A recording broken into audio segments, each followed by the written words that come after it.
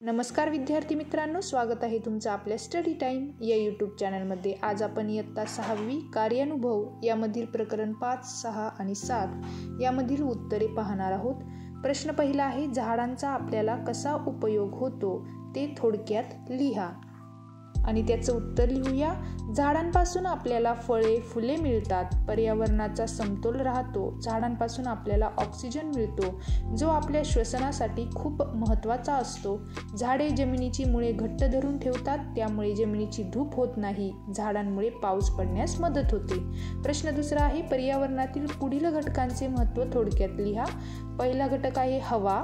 उत्तर लिहूया, हवेतील ऑक्सिजनचा श्वसनासाठी सजीवांना उपयोग होतो, प्रत्येक सजीवास हवेमुळे श्वसन आणि उत्सर्जन या क्रिया करता येतात, हवेची वाफ होऊन पाऊस पडण्याची क्रिया होते।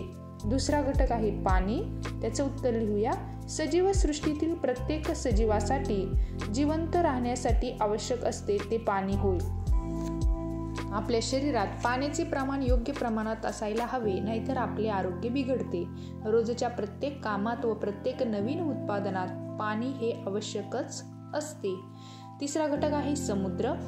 त्याचं उत्तर आहे, समुद्रातून आपल्याला मीठ मिळते, मासेमारीही केली जाते, तसेच समुद्राच्या पाण्याचे बाष्पीभवन होऊन पाऊस पडण्यास मदत होते।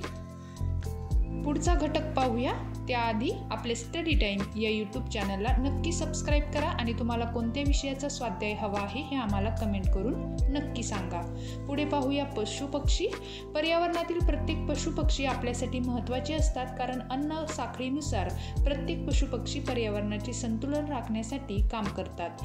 तसेच आपल्याला पशु पक्षी यांपासून दूध, अंडी, मांस, पिकांसाठी खत व अनेक वस्तू बनवण्यासाठी चामडी मिळतात। पाचवा घटक आहे झाडे आणि त्याचं महत्त्व लिहूया। सजीवांना श्वसनासाठी ऑक्सिजन हा झाडांपासून मिळतो व उत्सर्जित केलेला कार्बन डायऑक्साईड झाडे शोषून घेतात, त्यामुळे पर्यावरण संतुलित राहते।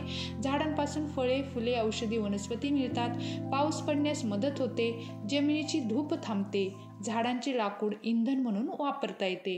प्रकरण 6वे आहे उद्योग व व्यवसायांची माहिती आणि त्यामध्ये तुमच्या परिसरातील गॅरेज किंवा मिक्सर, पंखे दुरुस्त करणाऱ्या केंद्राला भेट द्या आणि त्याचा अहवाल पुढे लिहा। येथे मी तुम्हाला गॅरेज भेटीचा अहवाल लिहून दिलेला आहे। तुम्हीही एखाद्या दुकानाला भेट देऊन तुमचा अहवाल तयार करून लिहू शकता। तुम्हाला मी येथे लिहून दिलेला आहे, अशा प्रकारचा तुम्हीही अहवाल लिहू शकता।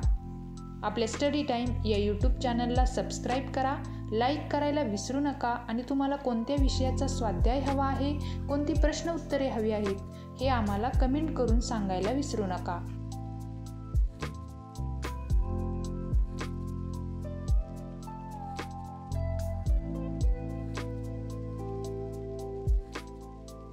आता पुढे आपण प्रकरण 7वे पाहणार आहोत, जलसाक्षरता आणि त्यावरील प्रश्न।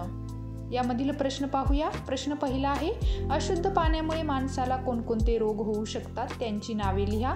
अतिसार, कावीळ, गॅस्ट्रो, विषमज्वर, कॉलरा हे आजार अशुद्ध पाण्यामुळे होतात। आता पुढचा आणि शेवटचा प्रश्न पाहूया।